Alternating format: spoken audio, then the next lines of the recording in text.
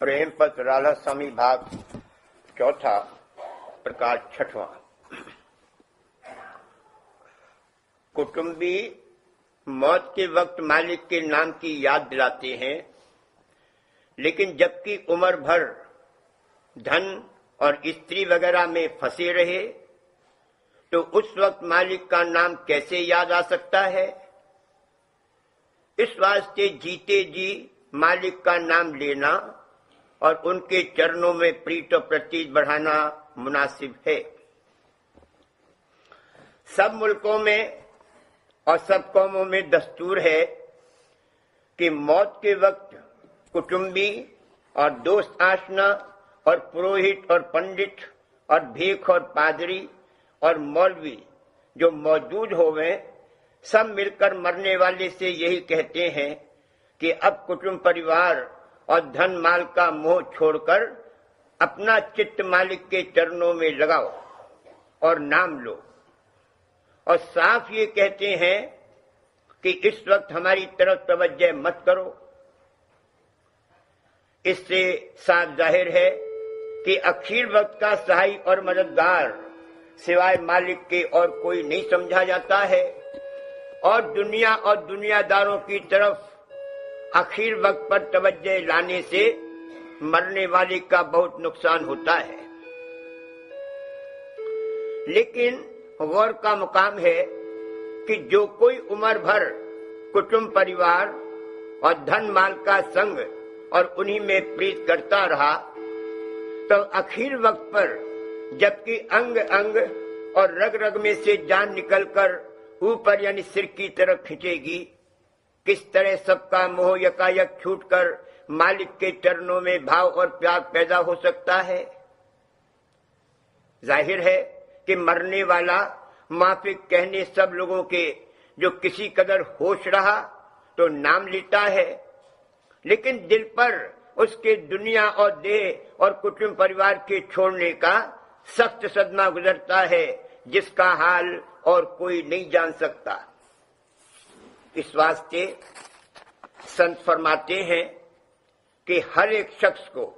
चाहे औरत होवे या मर्द, अपने जीव के कल्याण के वास्ते लाजिम और फर्ज है कि अपनी जिंदगी में बाज होश संभालने के जिस कदर जल्दी मुमकिन होवे सच्चे कुल मालिक का पता और भेद घट में दरियाफ्त करके उसके चरणों में थोड़ी बहुत प्रीत करना शुरू करे, और अभ्यास सुरक्षित मार्ग का जो कि राधा स्वामी दयाल ने उपदेश किया है और जो कि हर एक से यानी औरत और मर्द, लड़के जवान और बूढ़े से आसानी से और बेखतरे बन सकता है, थोड़ा बहुत जारी कर दे तो वक्त किसी तकलीफ के जीते जी इस देह में और भी मरने के वक्त उसको अपनी सहायता होती हुई मालूम पड़ेगी और प्रीत और प्रतीत चरणों में बढ़ती जावेगी, और मौत का कष्ट और क्लेश नहीं व्यापेगा, क्योंकि यह अभ्यास रूह या सूरत के ऊपर की तरफ चढ़ाने का है, जैसे कि मरते वक्त खिंचाव होता है। तो जो कोई इस काम को जीते जी शुरू कर देगा उसको आखिर वक्त पर जबकि कुदरती खिंचाव होगा अपने अभ्यास में बहुत मदद मिलेगी, और मालिक की दया का जलवा या प्रकाश घट अंतर में नजर पड़ेगा कि जिसके सबब से रूह या सूरत मगन होकर उमंग के साथ घट में चढ़ेगी और सहज में बेतकलीफ देह को छोड़ देगी।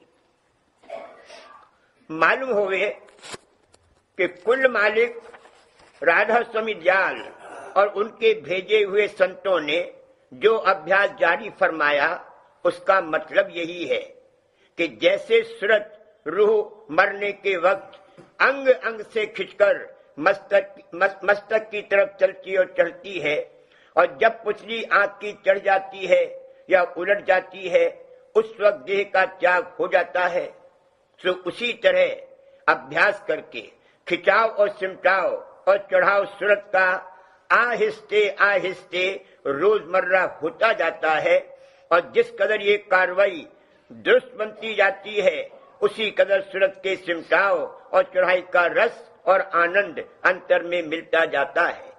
और स्वरूप और प्रकाश का दर्शन करके और शब्द की धुन सुनकर शौक बढ़ता जाता है और सुरत रूह मगन होकर ज्यादा से ज्यादा चढ़ाई चाहती रहती है। और जो कि मौत के वक्त ये चढ़ाई और खिंचाव कुदरती तौर पर जोर के साथ होवेगा, इस वास्ते सूरत को उस वक्त गहरी मदद वास्ते चढ़ाई के मिलेगी और कुल मालिक राधा स्वामी दयाल अपने निस्वरूप यानी शब्द रूप से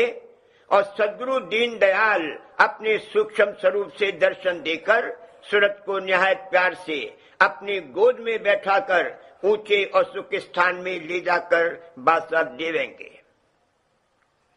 जाहिर है कि सूरत का बंधन देह और दुनिया और उसके सामान और भोग विलास में दुनियादारों के संग के सबब से हुआ है और जो यही संग उम्र भर रहा तो ये बंधन बहुत मजबूत हो जाएगा कि जिसका तोड़ना या छोड़ना आखिर वक्त पर निहायत मुश्किल होगा।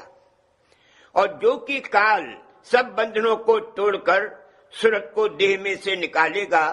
उस वक्त भारी तकलीफ अंदर में मरने वाले को मालूम पड़ेगी। इस वास्ते मुनासिब है कि जैसे और काम दुनिया के किए जाते हैं, ऐसे ही थोड़ा सा काम परमार्थ का भी संग संग किया जावे कि जिससे संसारी बंधन थोड़े बहुत ढीले होते रहे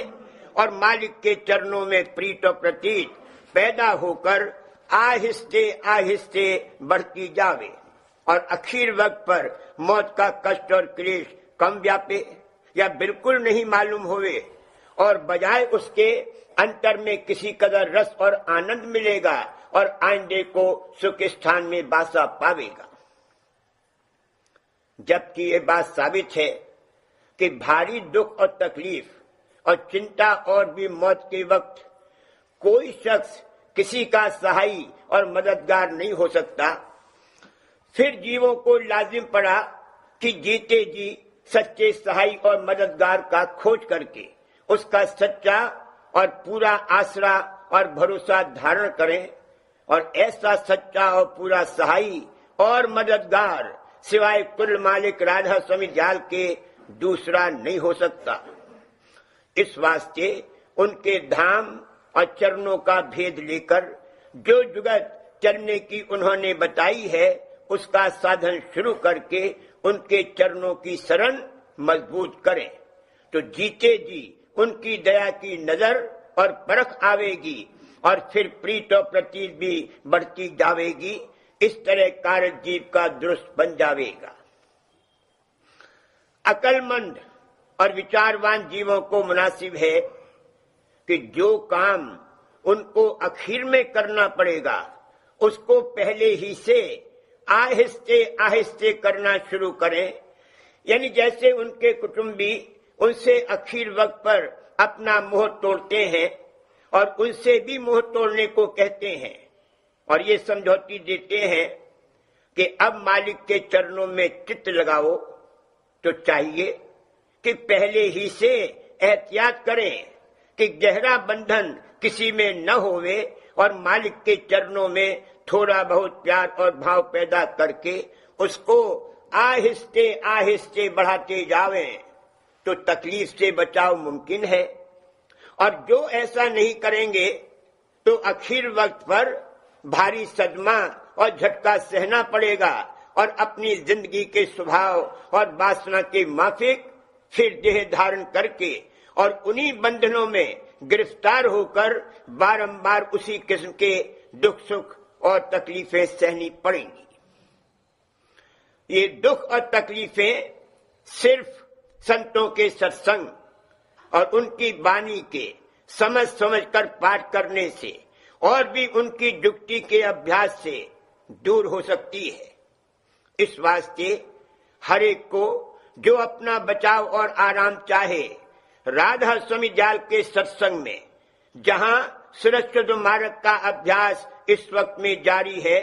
शामिल होकर अपने जीव के कल्याण के वास्ते कार्रवाई करना चाहिए। पिछले संतों के घराने में सिवाय जाहिरी पूजा और पाठ के